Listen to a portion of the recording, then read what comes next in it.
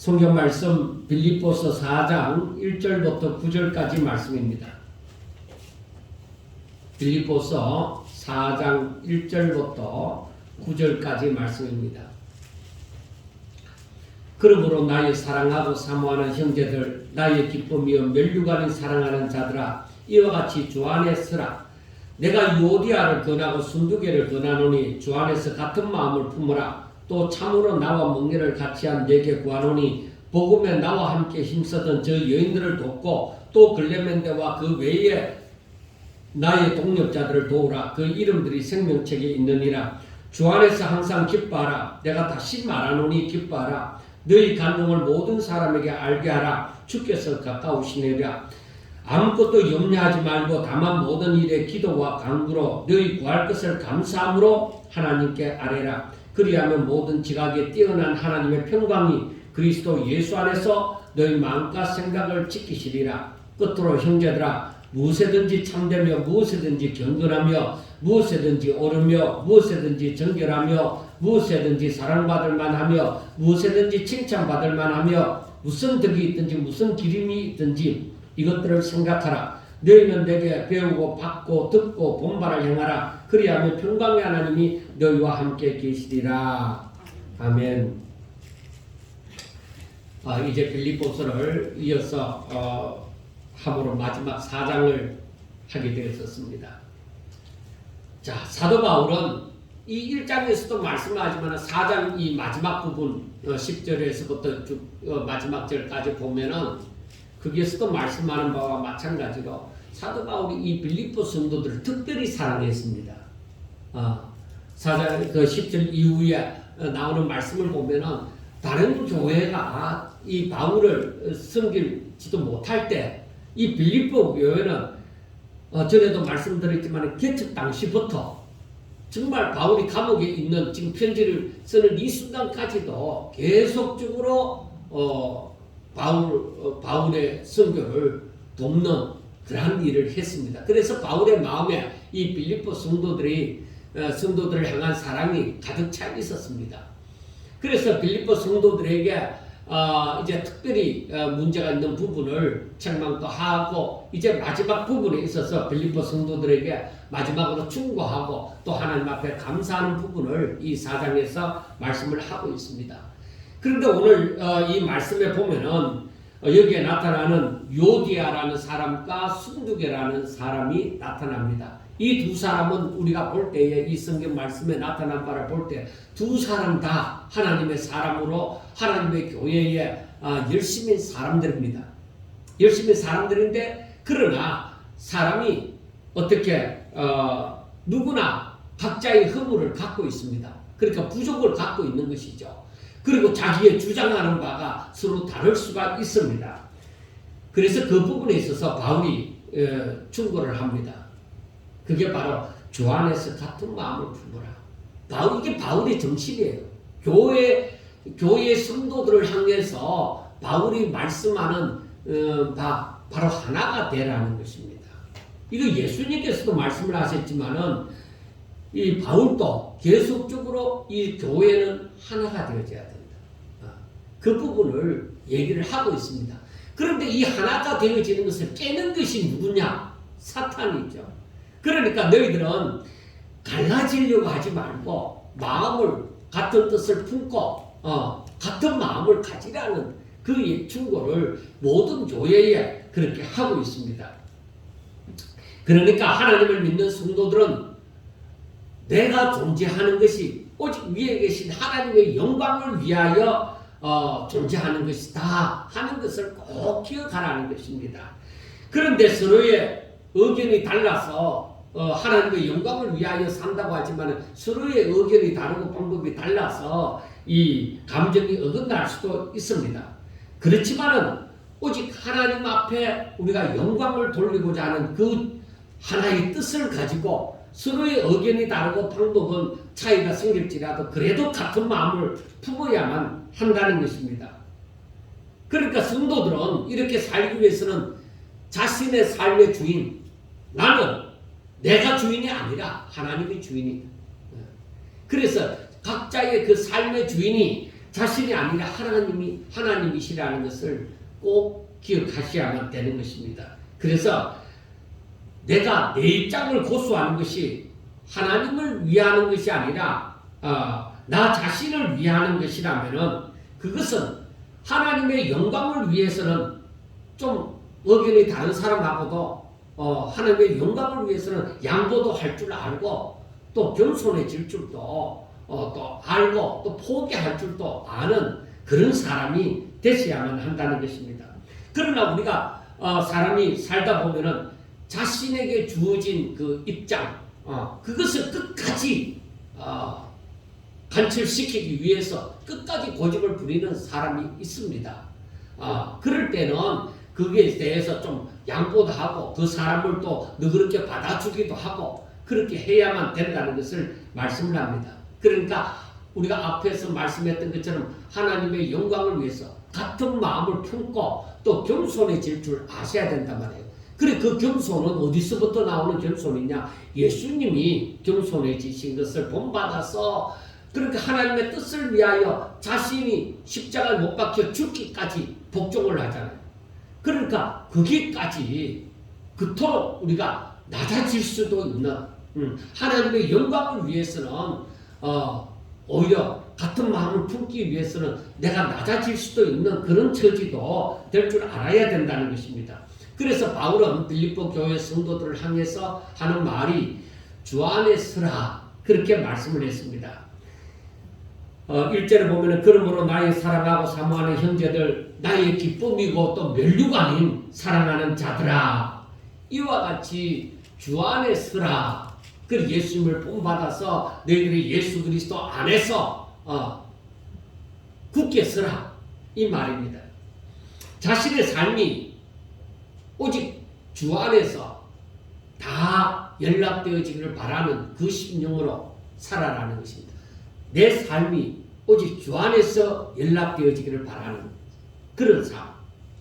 그 믿음이 없는 사람들은 하나님의 뜻을 잘 알지 못하므로 주 안에 굳게 서라 이렇게 얘기하면은 무슨 강신자가 되어져야 된다는 것처럼 그렇게 생각할 수도 있지만은 그러나 믿음의 사람들은 하나님의 뜻을 주 안에 굳게 서라는 그 하나님의 뜻을 알기 때문에 진정 사람으로서의 그 본분을 잘 행하기 위하여서 주 안에 서라. 사람이 주 안에 서는 것이 제대로 길을 걸어가는 것이라는 것을 알 수 있을 것입니다. 온 성경이 하나님의 사람들에게 말하기를 온전히 하나님의 말씀을 잘 순종하는 사람이 되어지기를 온 성경이 명하고 있습니다. 왜? 하나님이 사람을 만드실 때 그 뜻이 바로 하나님의 말씀을 듣고 하나님의 그 주신 복 가운데 살면서 하나님을 경외하기를 하나님께서는 원하셨다 이 말이에요. 그 뜻을 가지시고 사람을 만드시고 또 이렇게 모든 것을 승리해 가시고 있습니다. 그런데 우리가 세월이 이만큼 흘렀으니까 지금은 그 뜻이 달라지겠느냐? 아닙니다. 지금 또 하나님께서 사람을 향하신 뜻은 어디까지나 순종입니다. 하나님을 알고 하나님의 뜻을 깨달아 그 하나님의 그 뜻대로 순종하는 것 이것이 하나님께서 우리에게 원하시는 것입니다. 그리고 그것은 하나님이 처음부터 사람에게 이 길을 따라 살 때 너희들이 행복한 자다. 복 있는 사람이 되어진다. 그렇게 말씀을 하고 있는 것입니다. 에베소서 1장에서도 보면 알 수 있지만 우리는 그리스도 안에서 택함을 받고 그리스도 안에서 하나님의 자녀가 되어지고 그리스도 안에 있을 때에 하나님의 영광을 찬송하는 자가 되어질 수가 있다는 것입니다. 그래서 우리가 예수 그리스도를 떠나서 무슨 구원을 주장하든지 하나님 앞에 영광 돌리는 걸 생각하든지 하는 것은 그건 전부 다 이단입니다. 우리는 오직 예수 그리스도 안에서 발견되어져야만 한다. 그래서 사도 바울이 내가 모든 것을 나에게 유익하던 모든 것을 다 해로 여기는 것은 내가 그리스도 안에서 그리스도를 알고 그리스도 안에서 발견되게 하려 함이니 하고 말씀을 하는 것입니다. 그래서 예수 그리스도를 떠나 있다. 그건 믿음의 사람이 아닙니다. 성경이 말하는 믿음의 사람이 아닙니다. 우리가 하나님을 믿는다고 하지만 예수 그리스도를 떠난 것, 그건 아닙니다. 그리고 오늘날 유대교도 예수 그리스도를 말하지 않을 때, 인정하지 않을 때에, 메시아라고 인정하지 않을 때에 그건 참다운 기독교라고 말을 할 수가 없다는 것입니다. 아무리 이스라엘 사람들이 먼저 하나님의 말씀을 받아서 저들의 율법 가운데서 행하고 산다고 할지라도 정말로 하나님이 원하시는 그 뜻을 온전히 깨닫지 못하고 예수 그리스도를 메시아라고 인정하지 않을 때는 그건 진정한 하나님을 믿는 참 종교가 안 된다는 것입니다. 그래서 나중에 이스라엘 백성들이 정말로 예수 그리스도를 알고 예수 그리스도에게로 돌아오는 그 역사가 있을 것을 얘기를 해주는 부분이 많이 있는 것입니다.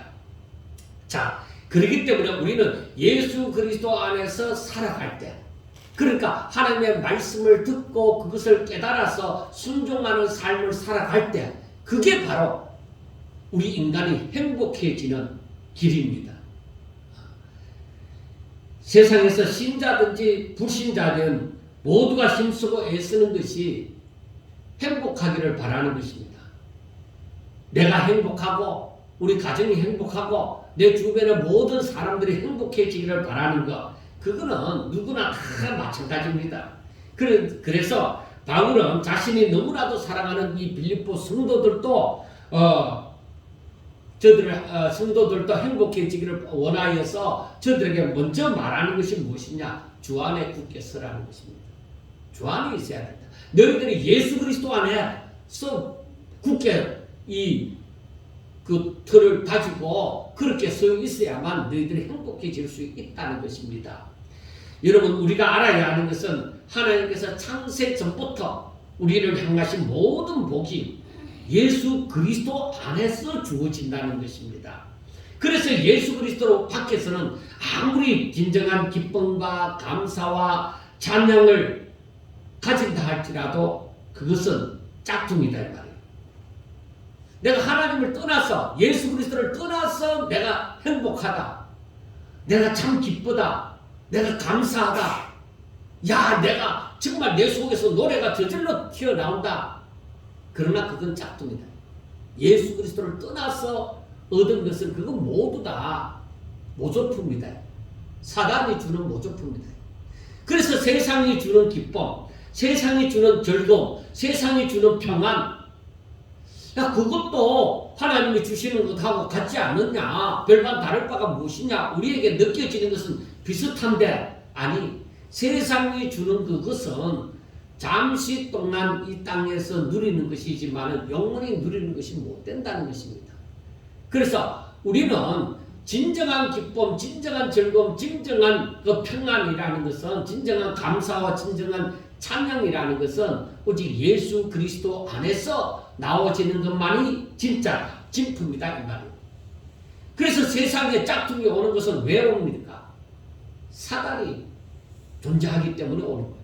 사단이 하나님의 일을 방해하기 때문에, 사람들이 하나님께로 가까이 나아가지 않고 자기를 따르기를 바라기 때문에. 그래서 에베소서 2장에서 말씀하는 것처럼 우리도 하나님을 알지 못할 때, 예수 그리스도를 알지 못할 때, 복음을 접하지 못했을 때에, 그때에 우리도 세상 사람들처럼 저 불신자들 배후 가운데 역사하는 사단을 따라서 우리도 그렇게 살았다 이 말입니다.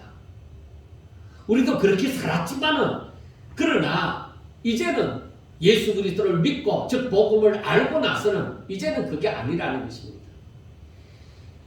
요한복음 8장 44절에 보면은 너희는 너희 아비 마귀에게서 났으니 너희 아비의 욕심대로 너희도 행하고자 하느니라. 그는 처음부터 살인한 자여 진리가 그 속에 없으므로 진리에 서지 못하고 거짓을 말할 때마다 제 뜻으로 말하나니 이는 그가 거짓말쟁이요 거짓의 아비가 되었습니다 하고 말씀을 합니다.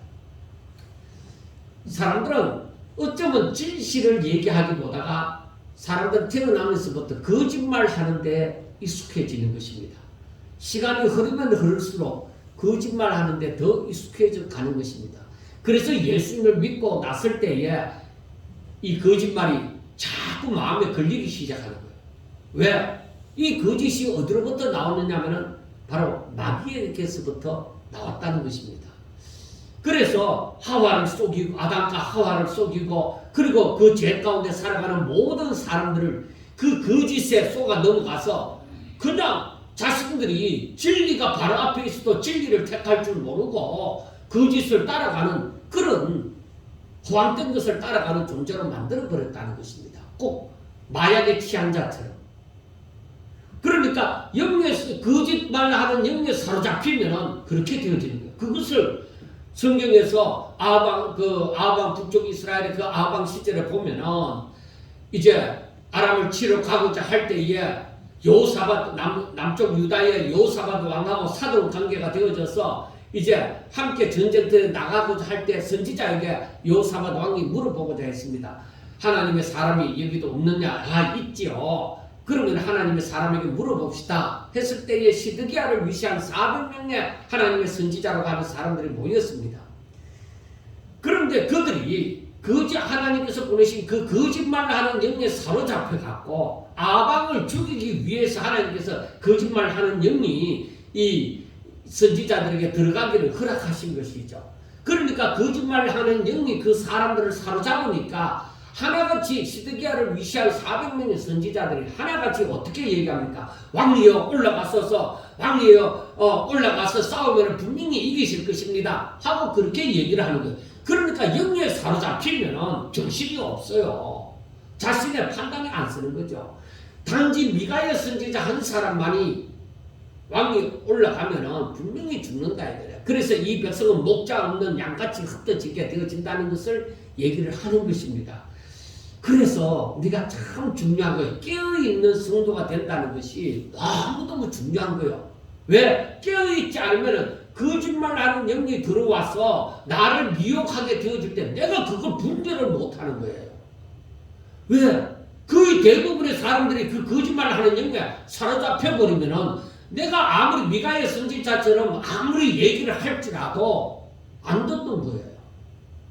그 마지막 때는 거의 다 그렇게 되어지는 거예요. 그래서 디모데후서 3장에서 말씀하는 것처럼 말세에 많은 사람들이 다 자기를 위하여 살아가는 거예요. 자기 중심으로 살아가는 거예요. 그 자체가 뭐야? 하나님 중심이 아니라 자기 중심, 인본주의적인 그런 색채가 너무나도 짙은 그런 사상을 가지고 살다 보니까 사람은 다 자기를 위해서 기뻐하고 자기를 위한 즐거움 전부 자기 중심으로 다 나와지는 거예요. 하나님 앞에 영광을 돌림으로 기뻐하고 찬송하고 즐거워하는 것이 아니라 자기 중심으로 기뻐하고 즐거워하고 찬양하는 이러한 일들이 일어나는 것입니다. 그런데 이게 문제가 되죠. 그 사람들이 마지막 시대에 이 거짓말하는 영에 사로잡히게 되어짐으로 말미암아 자기들이 교회 안에 있다고 할지라도 이미 사탄의 이 거짓말하는 존재에 미혹되어짐으로 말미암아 하나님의 진리대로 바로 살아가지 못하는 거예요.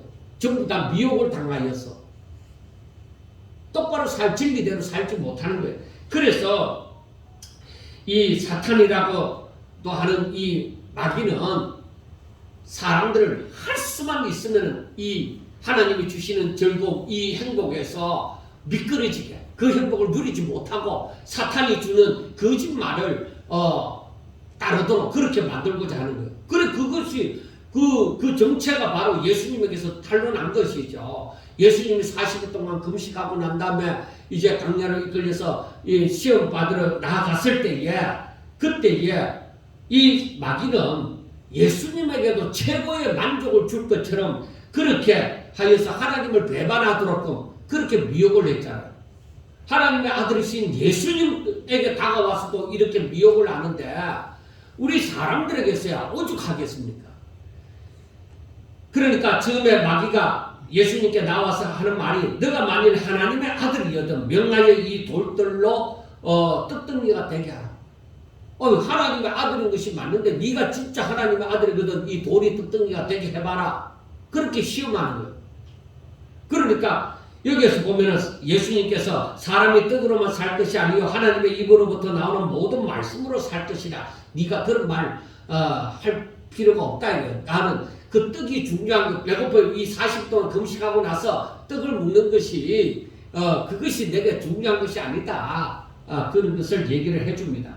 그리고 또 마귀가 예수님을 거룩한 성문으로 데려다가 성전 꼭대기에 세우고는 내가 만일 하나님의 아들이거든. 예수님이 하나님의 아들인데 또 하나님의 아들이거든. 뛰어내리라. 기록되었을 때 그가 너를 위하여 그의 사자들을 명하시리니 그들이 손으로 너를 받들어 발이 돌에 부딪히지 않게 하리로다. 봐라, 마귀도 이렇게 하나님의 말씀을 인용해서 이렇게 시험을 하고자 하는 것입니다. 그래서 그 다음에 보면은 지극히 높은 산으로 가서 천국 천하 만국과 그 영광을 보여서 이르되 만일 내게 엎드려 경배하면 이 모든 것을 내게 주리라.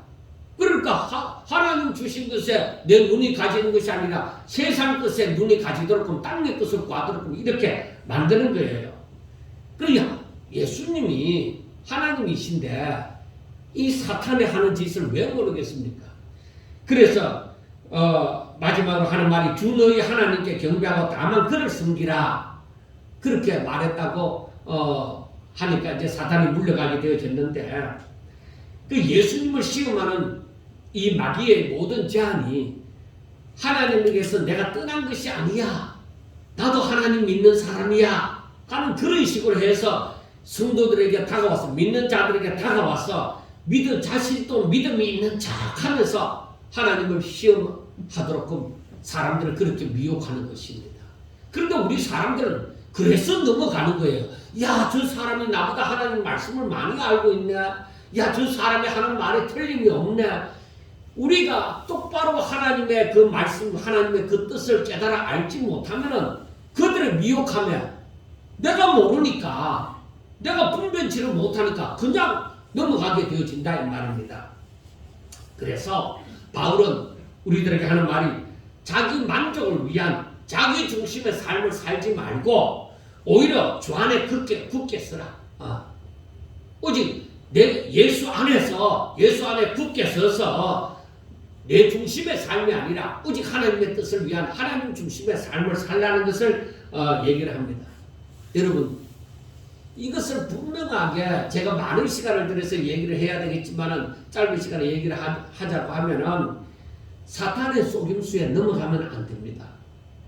사탄은 항상 우리들이 중히 여기는 하나님의 말씀을 가지고 그 말씀을 가지고 다가와서 미혹을 하는 것입니다. 말씀을 이상하게 해석해서 사람들이 마귀가 하와에게 나와서 바로 하나님의 말씀을 가지고 싹 유도를 했잖아요. 그래서 하나님의 말씀을 지키지 못하도록 그렇게 만들었잖아요. 사탄이 오늘날 다가와서 우리들을 미혹하는 것도 마찬가지입니다. 하나님의 말씀을 가지고 그렇게 미혹을 하는 것입니다. 그래서 하나님의 말씀을 풀이를 한다고 해서 그게 다 진짜 참 선지자라고 우리가 얘기를 생각할 수는 없습니다. 오히려 말세에는 많은 거짓 선지자들이 나타나서 많은 사람들을 미혹을 하게 되어집니다. 그래서 사람들이 그 사람들의 미혹에 끼어 넘어가서 자신을 위한 삶을 삶으로써 하나님이 주인이 아니라 자신이 주인인 삶을 살도록 자기를 위한 삶을 살도록 그렇게 만들어 버리는 것입니다.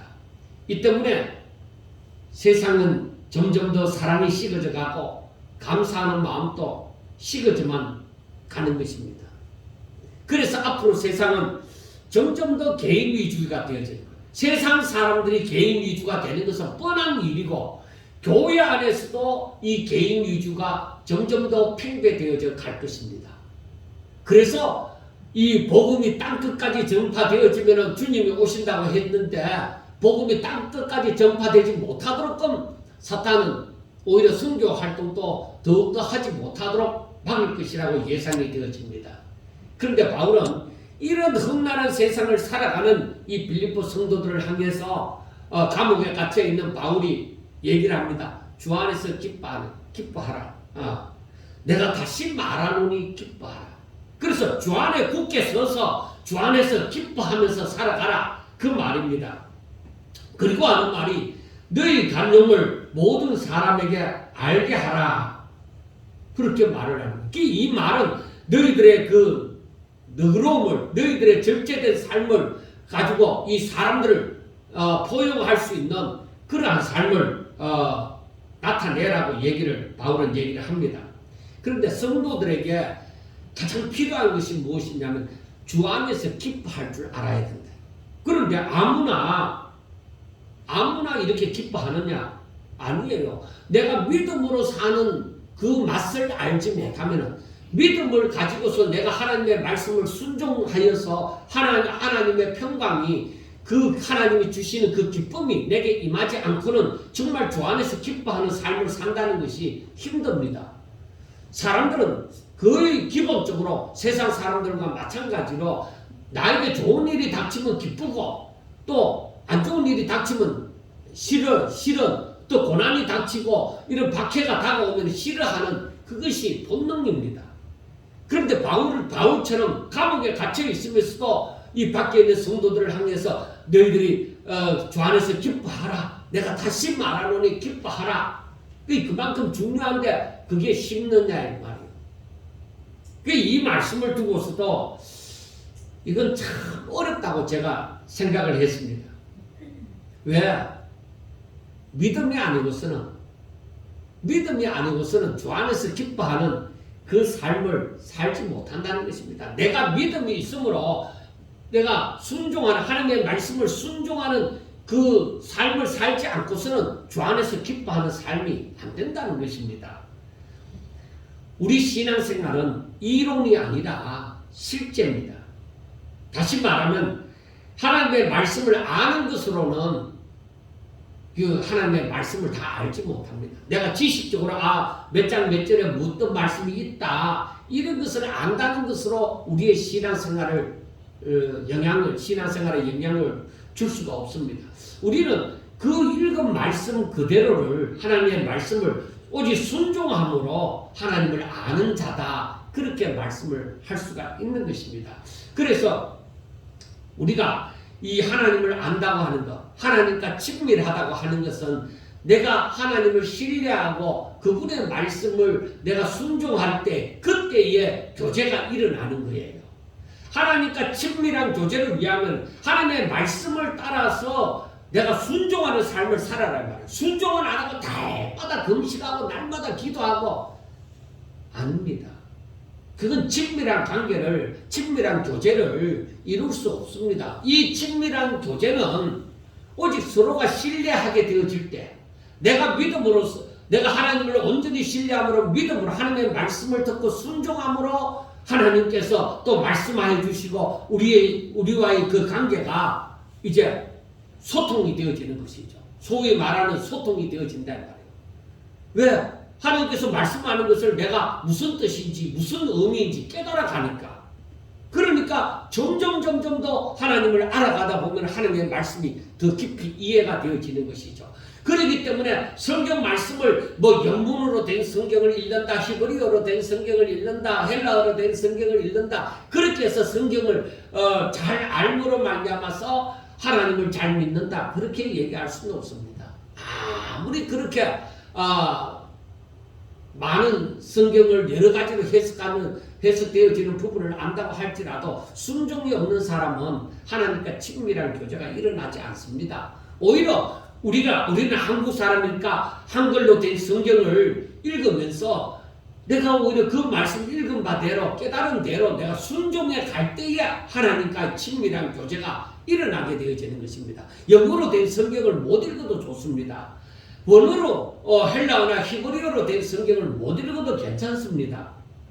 오히려 성령이 우리의 스승이 되어져서 바로 우리가 이 하나님의 말씀을 깨달은 대로 내가 순종해 갈 때, 그 성령은 내가 순종할 때 우리에게 힘이 되어주시고, 즉 우리의 보혜사가 되어주셔서 하나님과 더욱더 친밀한 교제를 나누며 하나님께 더 가까이 나아가도록 역사하시는 분이 성령님이십니다. 그래서 그 믿음을 가지고 순종하는 사람에게 이 성령은 더욱더 역사하셔서 더욱더 하나님께 가까이 나아갈 수 있도록 그 말씀을 깨닫게 역사하여 주시는 것입니다. 그래서 우리가 성령이 스승 되셔서 하고 찬양을 할 수가 있게 되어지는 것입니다. 자, 우리가 항상 하나님의 말씀을 읽거나 듣거나 하면서 아무리 많은 결심을 할지라도 순종의 자리에 이르지 못하면은 진정 그 말씀이 의도하는 바를 제대로 알지 못하는 것입니다. 그래서 바울이 자신이 감옥에 있으면서도 주 안에서 항상 기뻐하라, 내가 다시 말하노니 기뻐하라는 그 의미를 우리가 사람들이 왜 바울이 지금 자기가 감옥에 있으면서도 이렇게 사람들에게 기뻐하라고 얘기를 하느냐, 이 말을 하는 바울은 자신이 감옥에 있으면서도 주 안에서 기뻐하는 그 마음을 갖고 있기 때문에 너희들도 나와 같이 이렇게 기뻐할 수 있는 상태에 들어가라, 이 말입니다. 그러니까 너희들이 주의 마음을 품고, 즉 예수 그리스도와 같이 겸손한 그 마음을 품고 주 안에 굳게 서서 하나님의 말씀을 순종함으로 너희들에게 이 하나님께서 주시는 이 기쁨이 항상 넘치는 그런 삶을 살도록 하라고 얘기하는 것입니다. 그래서 너희들에게 그 기쁨이 있으므로 너희 간용을 모든 사람에게 알게 하라고 얘기합니다. 그러니까 그 말은 내가 하나님께 은혜를 받음으로 말미암아 사람들을 이해를 많이 하는 것이죠. 그러니까 하나님의 사랑으로 저들을, 약한 자들을 오히려 이 보듬어 줄 수 있다는 것입니다. 나를 대적하는 자들을 보듬어 주는 것이 아니라 이 믿음이 약한 사람들을 보듬어 줄 수 있는 그런 간용을 펼치라는 것입니다. 그러니까 사람이 자신을 위한 삶을 살 때는 너그러움이 나타나기보다는 오히려 자신의 욕심을 채우고자 하는 모습이, 나를 중심한 그런 감정이 오히려 많이 나타나는 것입니다. 그러니까 하나님의 말씀을 순종하고자 하는 바람보다는 내 유익을 위해서 내 마음이 움직여져 버린단 말이에요. 믿음이 없으면. 그러나 우리가 믿음이 있는 사람들은 나에게는 좀 속내가 되더라도 저 사람의 믿음이 잘한다고 하면은 오히려 내가 양보해주고 절제하고 오히려 저 사람을 세워줄 수 있는데, 오히려 나의 뜻으로 오히려 저들을 얼마든지 섬길 수 있는 자가 되어진다는 것입니다. 그리고 여기에서 보면은 5절 마지막에 보면은 주께서 가까우시니라 하고 말씀을 합니다.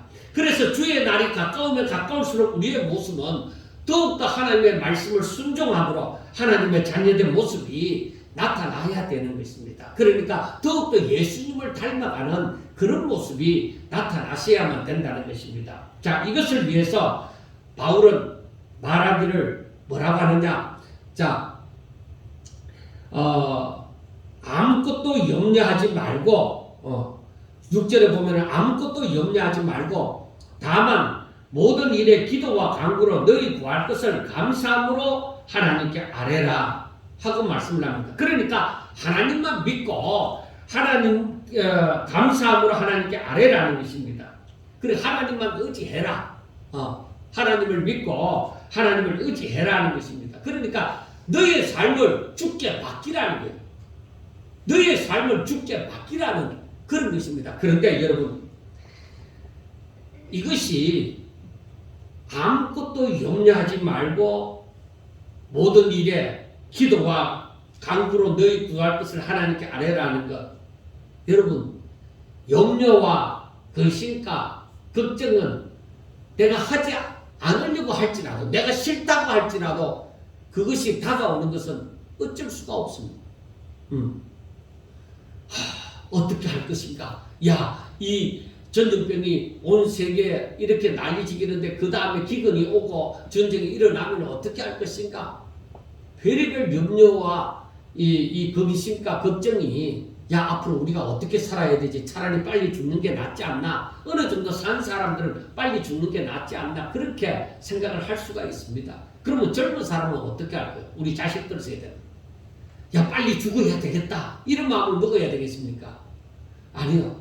제가 아무것도 모를 때 그냥 이제 이 마지막 시대에 대해서 한참 그 유행하던 때가 70년대, 80년대 때 그 말세에 대한 그 세미나도 많이 하고 했습니다. 그래서 그런 집회도 많이 가고 했을 때에 제가 그 청년 시절에 20대 초반에 그렇게 기도를 했습니다. 하나님, 아직까지는 주님 오시면 안 되겠습니다. 그게 내 위주의 기도입니다. 이제 아직까지는 주님이 오시지 마세요. 나는 하나님 앞에 열심히 충성도 못 해봤고 아직 결혼도 안 해봤고 그래서 내가 좋은 가정을 이루면서 하나님 앞에 그 화목한 가정을 이루고 또 열심히 하나님을 잘 믿는 그런 삶을 아직까지 내가 내 마음에 흡족하도록 그렇게 못 해봤는데 아직까지 주님 오시면 안 됩니다. 그건 그 당시에 순수한 나 중심의 그 기도였습니다. 그게 맞지는 않죠. 그러면은 오늘날 저희들은 이제 거의 이제 살 만큼 어느 정도 살았다. 그래서 우리 주님이 오셔서 이런 마지막 때 일어나는 이 환난 때에 성도들에게 박해가 일어나는 이 시기를 우리가 겪지 않고 그냥 하나님 나라에 갔으면 좋겠다. 이런 기도를 우리는 할 수가 있습니다. 우리는 그렇게 됐으면 좋겠다 하는 생각도 가질 수가 있습니다. 그러면 우리 자식들 세대는 어떻게 할까요? 어느 날 우리에게 와서 어머니, 아버지 나 빨리 죽기를 구합니다. 이러면은 그래 맞다. 빨리 죽는 게 낫다. 그렇게 답을 하겠습니까? 아니죠. 제가 성경을 읽으면서 깨달은 바가 이거예요. 참 저는 바울이 이 하나님의 말씀을 참 깊이 알았다고 저는 계속적으로 말씀을 알아가면 알아갈수록 바울에 대해서 참 높게 평가할 수밖에 없습니다. 왜? 바울이 오늘 6절의 말씀처럼 아무것도 염려하지 말고 다만 모든 일에 기도와 간구로 너희 구할 것을 감사함으로 하나님께 아뢰라 하지만 이게 깊이 있는 말씀이에요. 아무것도 염려하지 말고 그게 모든 사람들이 아무것도 염려 안 하는 일이 됐냐고. 아무리 교회를 다니고 하나님 믿는다 하더라도 내가 염려 안 하고 근심 걱정 안 하는 거 예수님께서 염려하지 마라. 네가 염려한다고 피를 한 잔이나 더 할 수 있느냐? 네가 할 수 있는 게 뭐냐? 바로 그 말이죠. 그리고 예수님께서 나만 믿으라. 나를 따르라. 그렇게 말씀을 하셨지만은 그런데 막상 나에게 다가온 근심 걱정을 내가 어찌 떨쳐버릴 수가 있느냐? 여러분 이게 하나님의 은혜가 아니고는 안 된다는 것이에요. 하나님의 은혜로 말미암아 하나님의 그 약속하신 말씀이 내게 생명이 되어져서 확실한 믿음이 견고하여지지 않으면 믿음이 확실하게 견고하여지지 않으면 안 된다는 것입니다. 믿음의 사람이 되라는 것입니다. 이 말은 정말 너가 하나님을 믿느냐? 그러면 하나님의 말씀이 그대로 이루어질 줄로 믿어라 하는 그 말이에요. 그래서 세상 모든 사람들이 마지막이 가까우면 가까울수록 뭔가 두렵고 불안하여서 오직 자신을 위하는 삶을 살고자 합니다. 내가 나를 지켜야지. 교회가 나를 지켜줄 것 같지는 않고 내가 내 자신을 위해서 뭔가를 지켜야지. 사람들은 보호 본능에 의해서 그렇게 자신을 보호하려고 하는 것입니다. 그래서 나중에는 공동체에서 나중에는 가정에서 나중에는 뭐야? 나 자신 어떻게든 나 자신을 지키고자 하는 그 본능대로 따라서 움직이는 것입니다. 그러니까 진정 아주 기본적인 예의나 감사도 하지 않습니다. 그러니까 하나님의 말씀도 소홀히 할 뿐만 아니라 부모에게도 감사치도 않는 그런 부도덕한 존재가 앞으로 말세에는 더욱더 일어나게 되어진다는 것입니다. 그래서 정말로 믿음을 지키는 사람들을 찾아보기 힘들다는 그 얘기가 절실하게 느껴지는 날이 아마 우리가 살아있을 동안에 벌써 나타나지 않겠느냐, 저는 그렇게 예상을 해봅니다. 정말 참 믿음을 가진 사람들을 우리 주님이 재림하시는 그때는 발견하기가 힘들 정도다. 그래서 우리는 항상 말씀을 비추어서 자신을 돌아보아야 돼. 내가 참 믿음의 사람인가? 내가 정말로 하나님을 믿고 하나님을 의지하는가? 그게 참 중요하다 이 말. 오직 모든 믿음을 가진 성도들이 염려와 근심과 걱정을 다 주께 맡기고 하나님을 믿고 하나님을 의지하는 삶을 산다면은 그때에 임하는 것이 하나님의 평강입니다. 그 박해와 이 고난 가운데서도 하나님이 허락지 않았으면 이것이 내게 임하지 않았을 것이다. 그러므로 내가 박해를 당하고 이런 고난을 받는다 할지라도 하나님께서 영광을 받으시죠. 내가 주의 이름 때문에 예수 믿는다는 것 때문에 예수님 앞에 우리가 바로 살기 위해서 하나님의 말씀을 순종하기 위해서 내가 이런 고난을 당하고 이런 괴로움을 당한다면은 나는 기꺼이 받으리라. 하나님이 아실 것이다. 하나님 기뻐하신 뜻대로 내가 살든지 죽든지 하나님께서 인도하실 것이다. 얼마든지 그런 마음을 가질 수가 있게 되어지는 것입니다. 믿음이 있다. 믿음이 없으면 뭐야? 그게 안 되는 거죠. 나 중심으로. 어떻게 하든 내가 이 박해를 어떻게 하면 박해를 받지 않을 수 있습니까? 이 고난을 당하지 않을 수 있습니까? 그렇게 살아가는 것이죠. 요셉이 자기 형들이 요셉을 사마리아 상인들에게 팔아버렸습니다. 그런데 나중에 이제 한 22년 정도 지나고 난 다음에 요셉과 그 형들이 마주하게 되어지죠. 그러니까 기근이 든 지 2년 만에 이제 마주하게 되어집니다. 그때 요셉이 뭐라고 합니까? 형들이 요셉을 알아보았을 때는 뭐라고 합니까? 참 이제 우리 죽었다. 우리가 요셉을 벌거벗게 갖고 저 구덩이에 넣어버리고 저 사마리아 상인들에게 종으로 팔아버렸는데 저 요셉이 지금 애굽의 국무총리가 되어져서 자기들은 엎드리는데 그 위에 보좌에 앉아있단 말이야. 야 이제 우리 다 죽었다. 큰일 났다. 근데 요셉이 뭐라고 해요? 형들이요 걱정하지 마세요. 하나님이 우리 민족을 우리의 가족을 살리시기 위하여 나를 먼저 이곳으로 보내었습니다. 그렇게 얘기를 하죠. 그래서 아무런 걱정을 하지 마세요 하고 얘기합니다. 요셉이 형들이 자기를 미워해서 이렇게 구덩이에 넣어버리고 종으로 팔아버린 것을 요셉이 다 압니다. 그래서 나중에는 얘기하죠. 당신들이 나를 미워해서 종으로 팔았다 할지라도 걱정하지 마라. 이제 자기 아버지가 죽고 났으니까 이제 어떻게 하면 요셉이 우리들에게 보복하리라고 생각하니까 전혀 그런 생각하지 말라고 얘기를 하죠. 당신들은 그랬다 할지라도 하나님의 뜻은 그게 아니다 이거죠. 그래서 우리가 그런 하나님의 섭리를 우리가 생각해 보면서 오늘날 내가 예수 이름 때문에 내가 만약에 고난을 당하고 괴로움을 당하고 박해를 받는다면은 하나님이 내게 허락해 주신 것이다.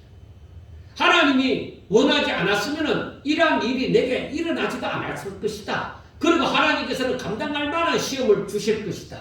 순교자들도 하나님께서 그 사람에게 순교를 할 수 있는 그 마음을, 그 평안을 주신 거예요.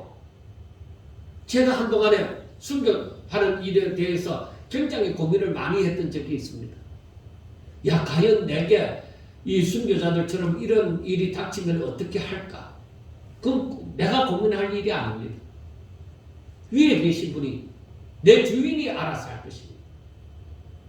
왜?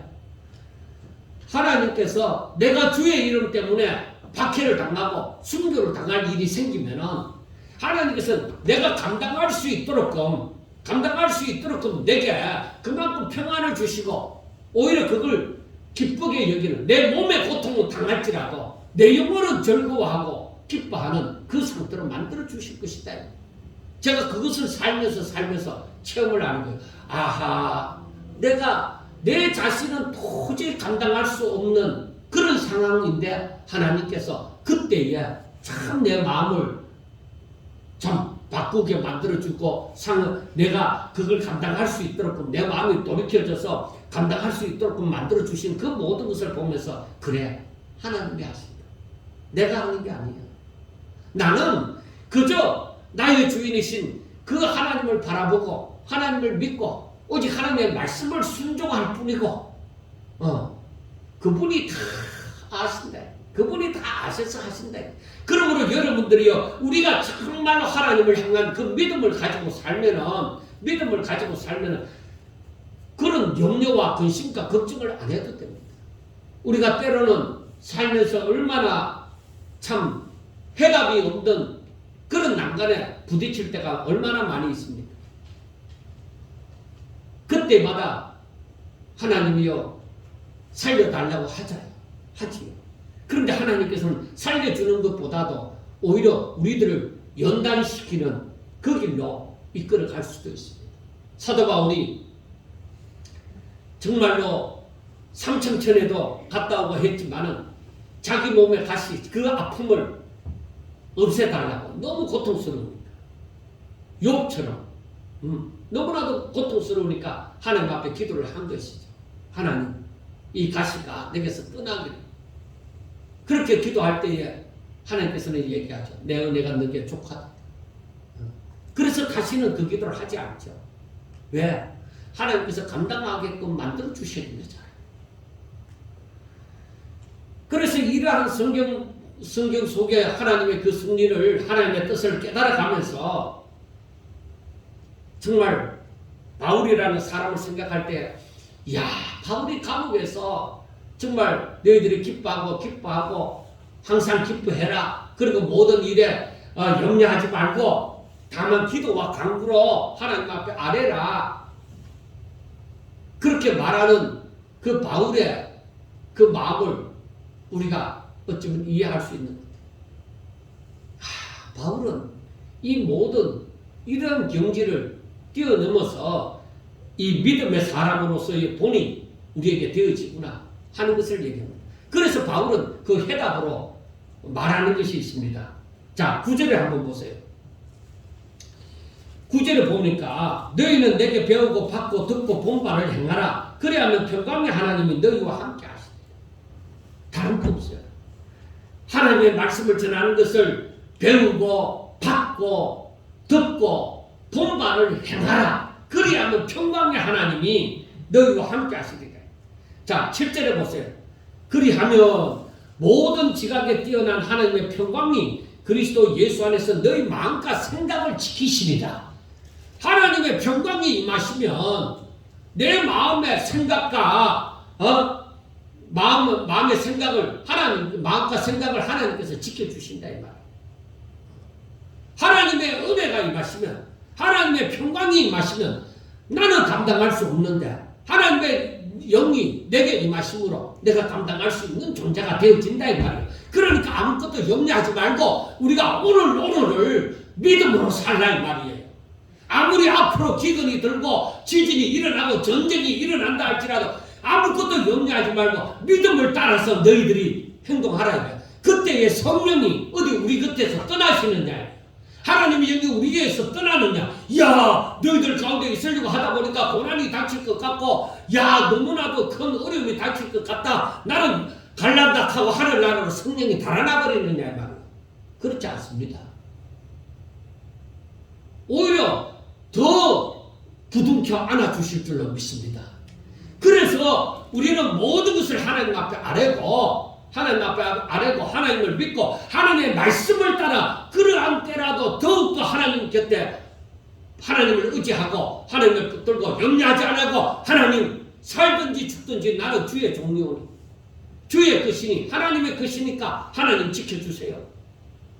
그리고 믿음으로 살아가면은 바로 하나님의 평강이 우리에게 임하사, 즉 하나님의 은혜가 우리 가운데 임하여서, 즉 하나님의 영이 우리 가운데 임하여서 우리의 마음과 생각하는 것을 지켜주시고 살든지 죽든지 오직 우리가 이 복을 누리며 살아갈 수 있도록 해주신다는 것입니다.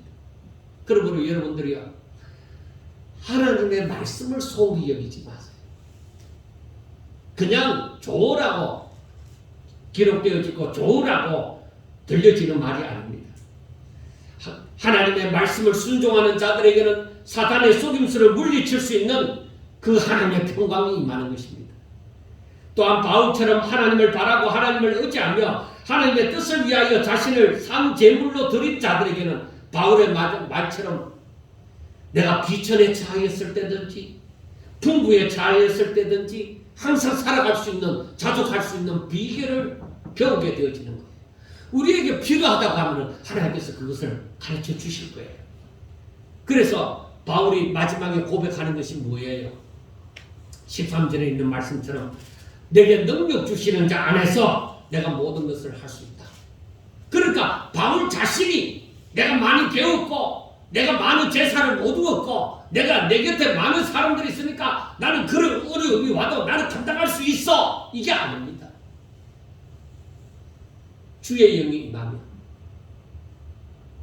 하나님께서 나를 안아주시면 내가 모든 것을 할 수 있다. 감당할 수 있다. 그러니까 내게 능력 주시는 자 안에서 내가 모든 것을 할 수 있다는 것입니다. 우리도 마찬가지입니다. 하나님의 영이 임하시면 내가 오직 성령 가운데서 살아가면 내가 항상 성령을 쫓아 살면 무엇이든지 할 수 있다 이 말이에요. 하나님 뜻대로 살아갈 수 있다는 것입니다. 그런데 여러분, 세상은 절대 그렇게 살도록 우리를 놔두지 않습니다. 항상 방해를 할 것입니다. 그렇지만 여러분, 세상을 따라가면 안 됩니다. 오히려 우리는 주의 뜻대로 살기를 구해야만 할 것입니다. 세상이 어떠하다 할지라도 제가 분명히 박해가 임할 때에 여러분들과 함께 한다고 하면 저는 분명히 얘기할 것입니다. 절대 세상에 복종하지 마세요. 생명 걸고 복종하지 마세요라고 제가 얘기를 할 것입니다. 왜? 거기에 길이 있으니까. 거기에 생명이 있고 영생이 있으니까. 거기에 하늘의 상급이 기다리고 있으니까. 그러므로 여러분, 하나님의 말씀을 소홀히 하지 마세요. 세상의 흐름을 따라가다 보면은 주의 뜻대로 살기가 힘듭니다. 세상은 지금 무조건 자신을 지키는 삶을, 너 자신을 위해서 교회 가지 말고 너 자신을 위해서 믿음으로 살지 말라. 교회 가서 하나님 믿으면은 너 원하는 그대로 안 돼요. 오히려 그렇게 미혹을 할지도 모릅니다. 그러나 이러한 세상 분위기 속에서도 우리는 항상 주 안에 굳게 서서 믿음으로 아무 근심 걱정하지 말고 믿음으로 하나님을 바라고 하나님을 의지하고 오히려 하나님의 말씀을 따라 사랑을 실천하고 하나님의 뜻을 위하여 오히려 자신을 온전히 하나님의 거룩한 산제물로 드리는 자가 될 수 있기를 주의 이름으로 축원합니다. 기도드리겠습니다. 하나님,